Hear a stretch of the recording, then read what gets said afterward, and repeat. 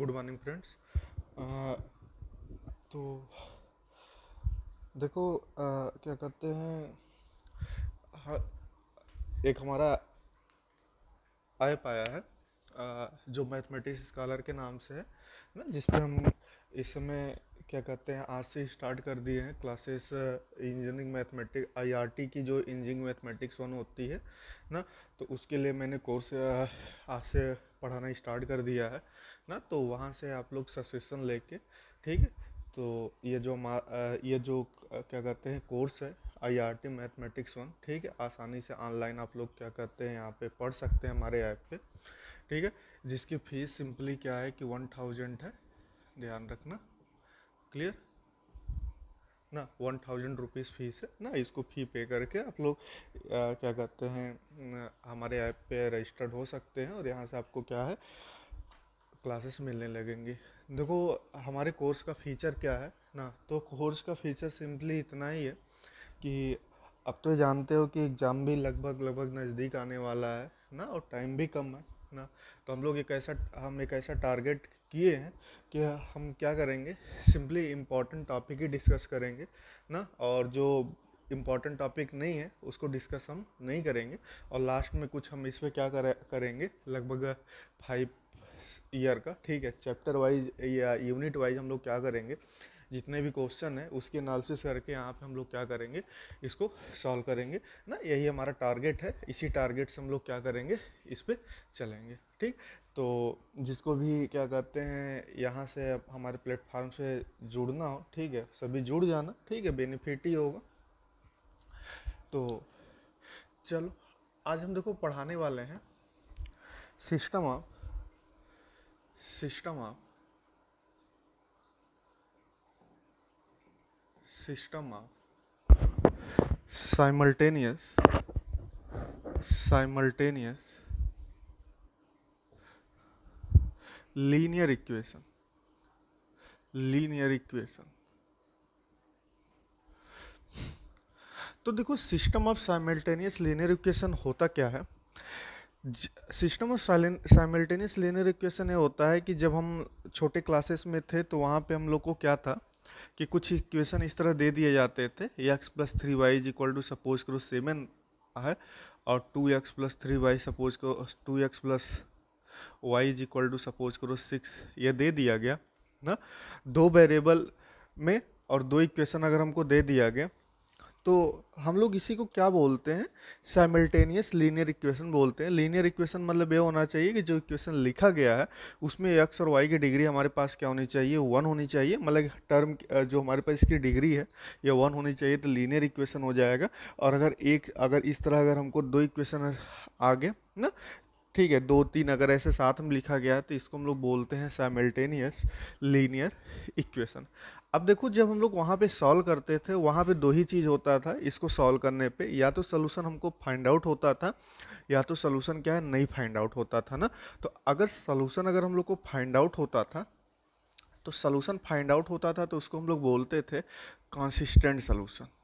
Consistent solution, ध्यान रखना, solution अगर मिलता था तो उसको हम लोग बोलते थे कंसिस्टेंट सोल्यूशन। और अगर हमको सोल्यूशन अगर नहीं फाइंड आउट होता था तो उसको हम लोग बोलते थे inconsistent solution. In consistent in consistent solution, जिसको हम लोग बोलते हैं यहाँ पे नो सोल्यूशन। क्लियर ना, ध्यान रखना, एक कंसिस्टेंट सोल्यूशन, दूसरा हमारे पास का इनकंसिस्टेंट सोल्यूशन। इनकंसिस्टेंट सोल्यूशन मतलब हमारे पास क्या हो गए, इसको हम लोग कहते थे नो सोल्यूशन, मतलब हमको कोई भी सोल्यूशन नहीं मिल रहा है। मतलब कि अगर हमारे पास सिस्टम आप इस तरह अगर हमारे पास इक्वेशन लिखे गए हैं ना, जो अभी मैंने लिखा था कि इस हिसाब से लिखे गए हैं, तो या तो उसके सोल्यूशन हमको फाइंड आउट होंगे, या तो उसके क्या हो जाएंगे, सोल्यूशन क्या है फाइंड आउट नहीं होंगे। अगर सोल्यूशन अगर हमको मिल जाता है तो हम लोग क्या बोलेंगे, कंसिस्टेंट सोल्यूशन बोलेंगे, और अगर सोल्यूशन नहीं मिलता है तो क्या बोलेंगे, उसको इनकंसिस्टेंट सोल्यूशन बोलेंगे। क्लियर। अब ध्यान देना कि जब हमारे पास कंसिस्टेंट सोल्यूशन हम लोग निकालते थे वहाँ पे हमको दो तरह से सोल्यूशन मिलता था। एक सोल्यूशन हम लोग को मिलता था सिंपली एक्स और वाई की सिंपली एक यूनिक वैल्यू मिलती थी, जिसको हम लोग बोलते थे यूनिक वैल्यू, ठीक है, या यूनिक सोल्यूशन बोलते थे। और दूसरा हम लोग को क्या मिलता था, एक्स और वाई की हम लोग को ढेर सारी वैल्यू मिलती थी, जिसको हम लोग क्या बोलते थे, infinite solution, infinite solution. Clear. जैसे हम लोग अगर यहाँ पे कुछ अगर एग्जांपल लेके, ठीक है, डिस्कस कर लेते हैं कि जैसे सपोज करो कि एक एग्जांपल अगर हम लेते हैं 3x + 2y is equal to 7 ना, और यहाँ पे हमारे पास क्या है, सपोज करो 4x + 5y या y is equal to suppose करो 6। यह है। अगर इसका सलूशन अगर हम लोग फाइंड करें ना, तो इसका सलूशन अगर हम लोग फाइंड करें तो इसका सलूशन हम लोग को इसका सलूशन हम लोग को क्या मिलेगा, यूनिक सलूशन मिलेगा। क्लियर है। तो देखो यहाँ पे क्या है, यूनिक सलूशन कैसे है, हम लोग इसको सॉल्व कर लेते हैं। तो अगर इसको हम लोग सॉल्व करेंगे तो इसमें हम लोग क्या करा लेते हैं, 2 का मल्टीप्लाई करा लेते हैं। तो अगर इसमें 2 का मल्टीप्लाई कराते हैं तो ये हमारे पास कितना हो जाएगा, 8x + 2y is equal to कितना हो जाएगा, 12। और पहले वाले को सब्ट्रैक्ट करा लेते हैं, 3x + 2y is equal to 7 minus minus minus. ध्यान रखना ये हमारे पास क्या हो जाएगा, कैंसिल आउट हो जाएगा। ये हमारे पास 5x इज इक्वल टू कितना हो जाएगा, 5 हो जाएगा। तो x इज इक्वल टू कितना आ जाएगा, 1 आ जाएगा। और जैसे ही x इज इक्वल टू 1 आ गया तो इसमें अगर हम पुट करा दें तो हमारे पास कितना आ जाएगा, 4 × 1 + y इज इक्वल टू 6। तो y इज इक्वल टू कितना आ जाएगा, 2 आ जाएगा ना। और हम लोग यहाँ पे 1 और 2 रख के यहाँ पे अगर पुट कर लें दोनों इक्वेशन में, अगर एक्स वाई की वैल्यू अगर यह है तो इस इक्वेशन को सेटिस्फाइड करेगी। तो एक्स की वैल्यू अगर 1 पुट कराएंगे तो 4, वाई की वैल्यू 2 पुट कराएंगे तो 2, 6, ये सही आ रहा है। यहाँ पे पुट करा के देख लेते हैं 3 और फिर प्लस यहाँ पे 4, 7 ना। तो मतलब क्या है कि ये इसका क्या मिला, सिंपली एक ही सोल्यूशन मिलेगा, एक्स और वाई ना। तो ये यूनिक सोल्यूशन हुआ। सपोज करो कि अगर एक हम दूसरा अगर एग्जाम्पल लेते हैं,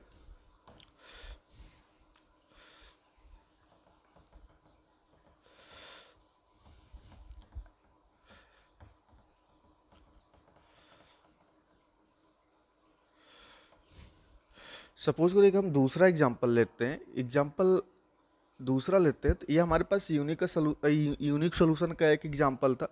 दूसरा सपोज करो यहाँ पे लेते हैं 4x + 3y is equal to, suppose करो कि मैंने ले लिया 8 ले लिया, और यहाँ पे 8x + 6y is equal to कितना ले लिया हम लोगों ने, 16 ले लिया।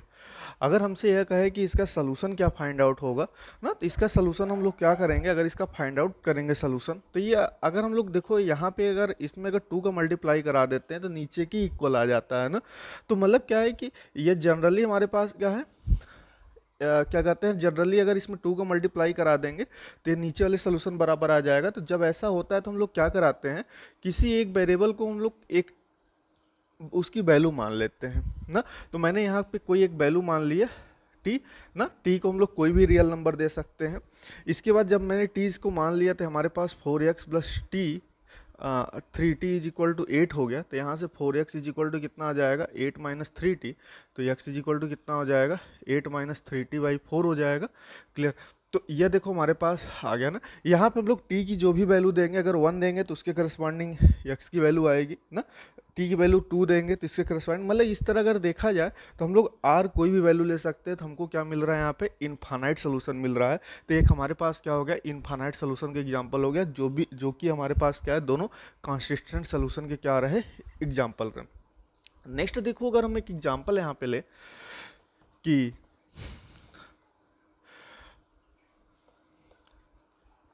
एक हम लोग अगर एग्जांपल यहाँ पे लेते हैं कि simply 3x + 4y is equal to 8 ले लेते हैं, और यहाँ पे 6x प्लस, और इसको अगर हम लोग ले लेते हैं 8y is equal to suppose करो 17 ले लेते हैं। अगर इसको अगर हम लोगों को सॉल्व करने के लिए बोला जाए तो इसका सलूशन हम लोग क्या है कि फाइंड आउट नहीं कर पाएंगे। क्लियर।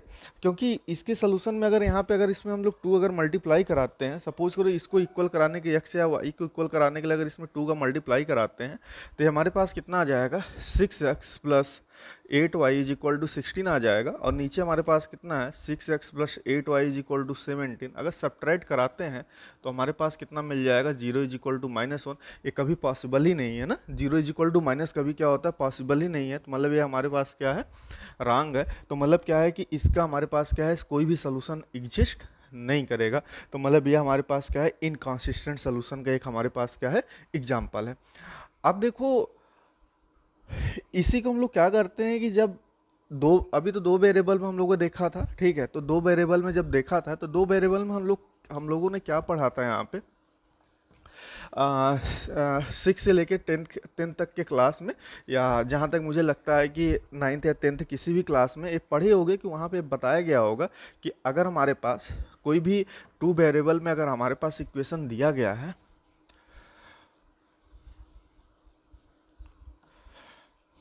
ठीक, अगर टू वेरिएबल में अगर हमारे पास कोई भी अगर लीनियर इक्वेशन दिया गया है a1x b1y is equal to c1 और a2x plus b2y is equal to c2, अगर ये दो इक्वेशन दिया गया है तो वहाँ पे बताया जाता था कि अगर हमारे पास a1 upon a2 not equal to b1 upon b2 है, आ रहा है ना, तो हमारे पास हम लोग को क्या मिलता था, हमेशा यूनिक सोल्यूशन मिलता था, ध्यान रखना, यूनिक सोल्यूशन मिलता था। दूसरा यह बताया जाता था, यह हमारे पास पहला कंडीशन था। दूसरा कंडीशन यह बताया जाता था कि अगर a1 upon a2 is equal to b1 upon b2 is equal to अगर c1 अपान c2 आ जाता था, तो इसमें हमेशा बताया जाता था कि यहाँ पे क्या मिलेगा, इनफाइनाइट सोल्यूशन फाइंड आउट होगा, इनफाइनाइट सोल्यूशन फाइंड आउट होगा। क्लियर। और तीसरा हमारे पास एक लिया आता था a1 upon a2 is equal to b1 upon b2 not equal to अगर c1 अपान c2 है, तो इस कंडीशन, या अगर ये कंडीशन सेटिस्फाइड होता था तो इसमें हम लोग बोलते थे नो सोल्यूशन एग्जिस्ट करेगा। तो ये हमारे पास क्या थे,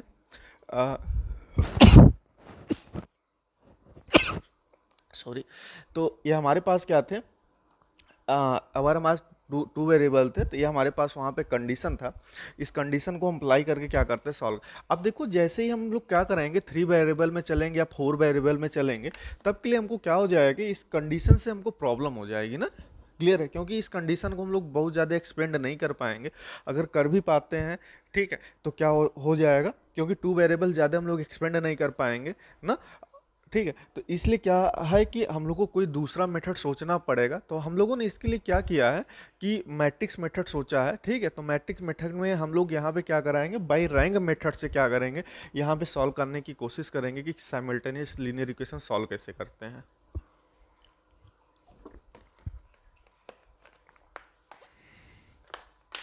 तो देखो यहाँ पे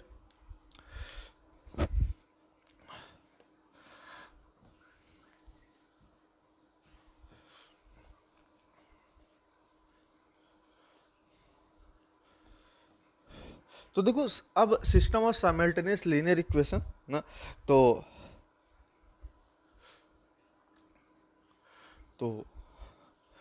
ले लेते हैं a system of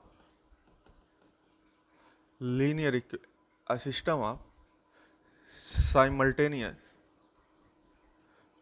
a system of simultaneous linear equation of the form a1x plus b1y plus c1z is equal to d1 and a2x plus b2y plus c2z is equal to d2 and a3x plus b3y plus c3z is equal to d3। और ठीक है, ये हमारे पास कोई भी simultaneous linear equation given है ना, इससे ज़्यादा भी इक्वेशन हो सकते थे, 3 से ज़्यादा भी हो सकते थे। आप द फॉर्म इतना, इसको हम लोग देखो मैट्रिक्स फॉर्म में कैसे लिखेंगे, पहले इसको मैट्रिक्स फॉर्म में लिखेंगे। Can be written in the matrix form, can be written in the matrix form as, इसको हम लोग मैट्रिक्स फॉर्म में लिखेंगे a1 b1 c1 and a2 b2 c2 and a3 b3 c3, और यहाँ पे हमारे पास आ जाएगा x y z is equal to, यह हो जाएगा यहाँ पे d1 d2 d3। क्लियर है, इसको हम लोग मैट्रिक्स फॉर्म में इस तरह लिख पाएंगे ना। दैट इज, इस मैट्रिक्स को हम लोग ले लेते हैं ax is equal to v, ध्यान रखना, वेयर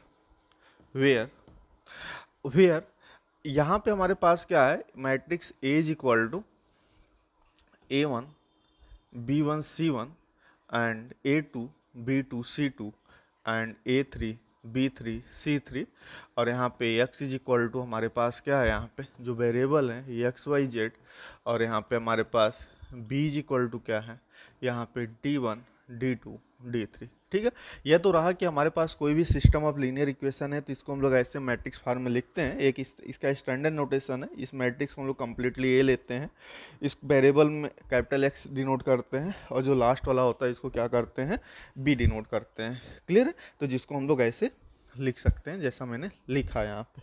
क्लियर है। अब देखो जो सिस्टम ऑफ लीनियर इक्वेशन है इसको हम लोग दो पार्ट में डिवाइड करके पढ़ते हैं। पहला हम लोग इसको हम लोग करते हैं कि homogeneous system of linear equation, दूसरा क्या है, non homogeneous system of linear equation. तो पहला हमारे पास है non homogeneous system of linear equation, ध्यान रखना। तो होमोजीनियस पहला हमारे पास है, नॉन होमोजीनियस ले लेते हैं, non homogeneous system of simultaneous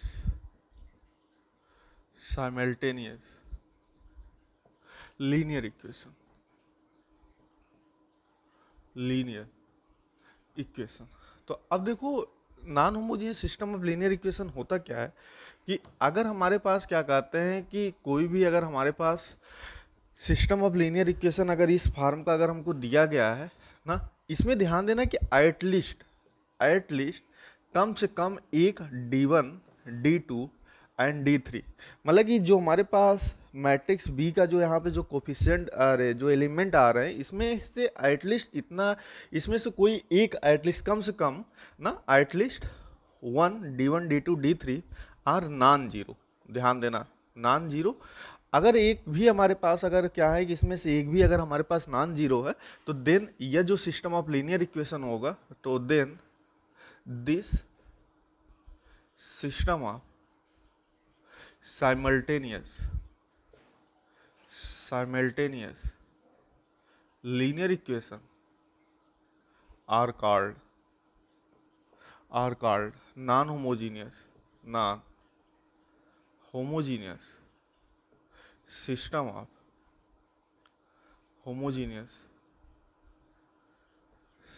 of linear equation. Clear है ना, तो यहाँ तक क्लियर होना चाहिए।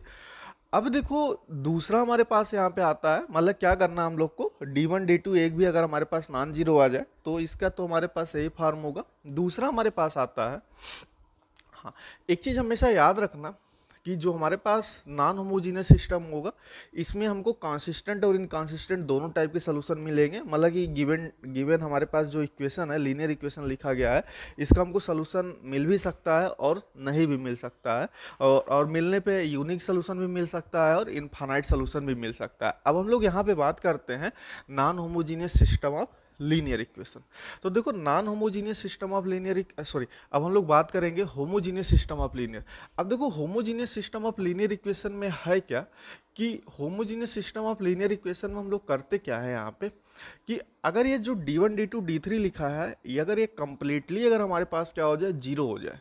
ध्यान देना, जो हमारे पास बी यहाँ पे जो मैट्रिक्स कॉलम मैट्रिक्स जो बी का जो कोफिशिएंट एलिमेंट है वो सभी अगर हमारे पास जीरो हो जाए यहाँ पे ना, D1 D2 D3 मतलब ऑल D1 D2 D3 अगर हमारे पास जीरो हो जाए तो हम ये कहेंगे given system of linear equation हमारे पास क्या कहलाएगा, homogeneous system of linear equation कहलाएगा। तब इसका जो मैट्रिक्स फॉर्म हो जाएगा या सिंपली क्या हो जाएगा, यहाँ पे 0 0 0 हो जाएगा और यहाँ पे बी ना होगा, सिंपली कितना हो जाएगा AX 0 और यह यहाँ पे नहीं होगा। क्लियर है यहाँ तक ना, इतना क्लियर होगा।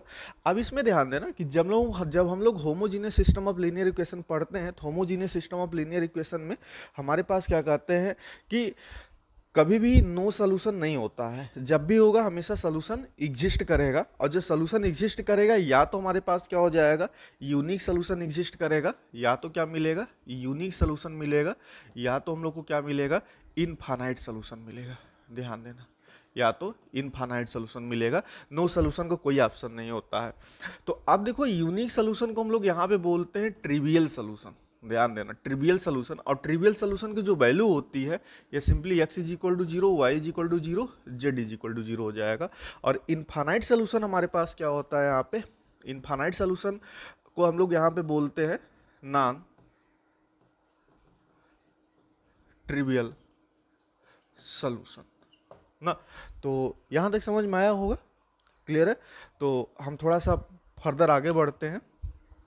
तो देखो यहाँ पे हम लोग यहाँ से रैंक मेथड से क्या कहते हैं बताएंगे कि हमारे पास क्या कहते हैं कि कब हमको सॉल्यूशन, यूनिक सॉल्यूशन मिलेगा, कब हमको क्या कहते हैं इनफाइनाइट सॉल्यूशन मिलेगा, और कब हमको क्या है यहाँ पे नो सॉल्यूशन मिलेगा।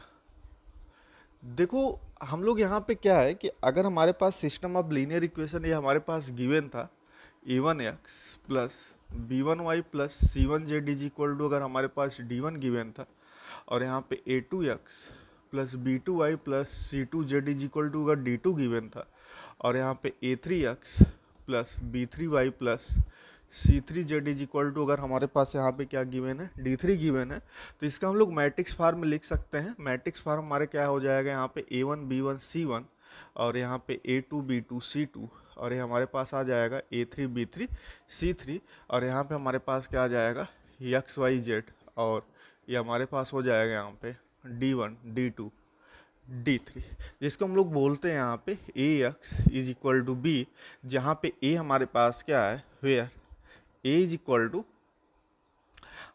Matrix a is equal to a1 b1 c1 and a2 b2 c2 and a3 b3 c3। x is equal to हमारे पास यहाँ पे है x y z, और हमारे पास जो b है, b हमारे पास क्या है d1 d2 d3। ध्यान देना यहाँ पे हम लोग जब क्या कहते हैं रैंक मेथड से जब हम लोग क्या करते हैं कि सॉल्यूशन निकालते हैं, मतलब कि उसका चेक करते हैं कंसिस्टेंसी और नॉन कंसिस्टेंसी, जब हम लोग चेक करते हैं तो हम लोग क्या करते हैं, एक आर्गुमेंटेड मैट्रिक्स बनाते हैं। ध्यान रखना, आर्गुमेंटेड मैट्रिक्स, आर्गुमेंटेड मैट्रिक्स। देखो आर्गुमेंटेड मैट्रिक्स होता क्या है, ये जो मैट्रिक्स ए है इसका आर्गुमेंटेड मैट्रिक्स बनाएंगे, इसको हम लोग डिनोट करते हैं, ए के ऊपर स्टार लगा के डिनोट करते हैं। तो इसके लिए हम लोग करते क्या है कि जो मैट्रिक्स हमारे पास गिवन है ए वाली, इसको ऐसे लिख लेते हैं a1 b1 c1 a2 b2 c2 और a3 b3 C3, बीच में ऐसे एक लाइन ऐसे ड्रा करते हैं। इसके बाद इसके बगल में जो B वाली जो कॉलम मैट्रिक्स है इसको यहाँ पे लिख देते हैं, तो हमारे पास हो जाएगा D1 D2 D3। ठीक है, तो इस मैट्रिक्स को हम लोग डिनोट करते हैं इस मैट्रिक्स को बोलते हैं आर्गुमेंटेड मैट्रिक्स बोलते हैं, जिसमें यहाँ से यहाँ तक, ठीक, अगर इसको हटा दे तो मैट्रिक्स ए हो जाएगा, कंप्लीट क्या हो जाएगा हमारे पास A स्टार हो जाएगा। क्लियर है। अब देखो हम लोग क्या करते हैं, यहाँ पे ए स्टार पे हम लोग क्या ए स्टार जो हमारे पास जो मैट्रिक्स है इसको क्या करते हैं इक्लॉन फार्म में चेंज करते हैं, क्योंकि इक्लॉन फार्म में हम लोग इसीलिए चेंज करते हैं तो उससे क्या होता है कि मैट्रिक्स की रैंक निकालते हैं ना। तो यहाँ पे इसको इक्लॉन फार्म में चेंज करते हैं और मैट्रिक्स ए और मैट्रिक्स ए स्टार का क्या होता है रैंक देखते हैं। क्लियर है। अब देखो यहाँ पे अगर हमारे पास क्या होता है कि रैंक ए और रैंक ए स्टार, क्लियर है, रैंक पहला, अगर हमारे पास क्या है rank of matrix A is equal to rank of matrix A star is equal to, अगर हमारे पास क्या होता है नंबर ऑफ वेरिएबल के बराबर होता है। ध्यान देना, नंबर ऑफ वेरिएबल के बराबर हो जाएगा, मतलब कि जैसे इसमें 3 वेरिएबल है तो रैंक ए का भी हमारे पास क्या हो गया, रैंक ए का मैट्रिक्स ए का भी रैंक 3 आ गया, मैट्रिक्स ए स्टार का भी रैंक 3 आ गया, और नंबर ऑफ वेरिएबल 3 है ना। तो अगर इक्वल है, तीनों अगर हमारे पास इक्वल है तो हम ये कहेंगे कि हमेशा क्या मिलेगा, यूनिक सोल्यूशन मिलेगा। हमेशा क्या मिलेगा, यूनिक सोल्यूशन। ध्यान रखना, यूनिक सोल्यूशन। क्लियर। दूसरा हमारे पास यहाँ पे है कि अगर हमारे पास क्या हो जाए rank of matrix A is equal to rank of matrix A star और ये हमारे पास क्या हो जाए, less than number of variable हो जाए। कहने का मतलब ये हो गया कि रैंक इसका हमारे पास क्या हो गया, मैट्रिक्स ए का रैंक 2 आ गया, मैट्रिक्स ए स्टार का रैंक भी ए का भी हमारे पास क्या आ गया, 2 आ गया, लेकिन नंबर ऑफ वेरिएबल कितना है, 3 है, तो उससे लेस हो गया ना। तो इस केस में हम लोग को क्या मिलेगा, इनफाइनाइट सोल्यूशन मिलेगा, इनफाइनाइट सोल्यूशन मिलेगा। और नेक्स्ट हमारे पास है यहाँ पे, ये सेकेंड था और ये हमारे पास थर्ड। तीसरा अगर हमारे पास यहाँ पे है कि अगर rank of matrix A not equal to, अगर हमारे पास क्या हो जाए, नॉट इक्वल टू होता है rank of matrix A star, तो इस केस में हम लोग को हमेशा क्या मिलेगा, नो सोल्यूशन। क्लियर है, या जिसे हम लोग बोलते हैं इनकॉन्सिस्टेंट सोल्यूशन। क्लियर है, तो ये हमारे पास क्या हो गया कि जब यह होमोजीनियस का केस होगा तब के लिए हम लोग चेक करते हैं, अब सॉरी नॉन होमोजीनियस का जब केस होगा तो इस तरह हम लोग चेक करेंगे। अगर हमारे पास क्या हो गया कि होमोजीनियस का केस आ गया, तो होमोजीनियस के केस में तो पहली बात हमारे पास क्या होगा कि अगर उसका आर्गुमेंटेड मैट्रिक्स भी बनाएंगे तो साइड में तो हमारे पास क्या रहेगा, ये 0 0 0 रहेगा, तो इसको लिखने की कोई ज़रूरत ही नहीं है, ध्यान रखना ना। तो ये सिंपली मैट्रिक्स यही रहता है। तो होमोजीनियस में क्या होता है, इन होमोजीनियस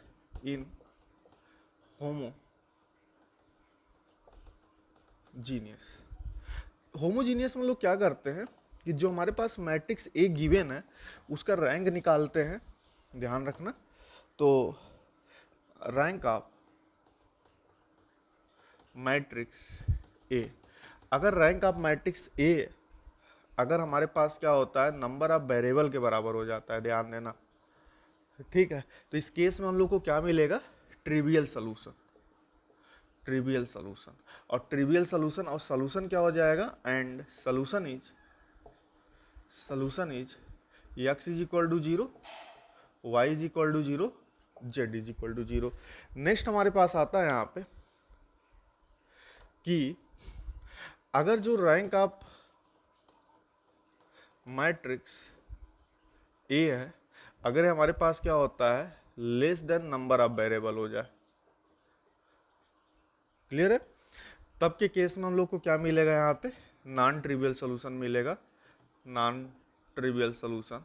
और जिसमें हम लोग क्या कराएंगे, एक्स और जेड की वैल्यू को क्या करेंगे, फाइंड आउट करेंगे। तो यही हमारे पास क्या होता है, रैंक मेथड होता है, जिस पे हम अगली क्लास में इसमें हम सीखेंगे, कुछ क्वेश्चन लेके हम सीखेंगे ना कि कैसे हम लोग क्या करते हैं कि उसका कंसिस्टेंट इनकंसिस्टेंट कैसे चेक कैसे करते हैं बाय एग्जांपल के थ्रू, और उसके बाद उसको सॉल्व करना भी सीखेंगे। ठीक, तो आज के लिए इतना ही, ठीक है, फिर हम नेक्स्ट वीडियो में मिलते हैं, तब के लिए थैंक यू।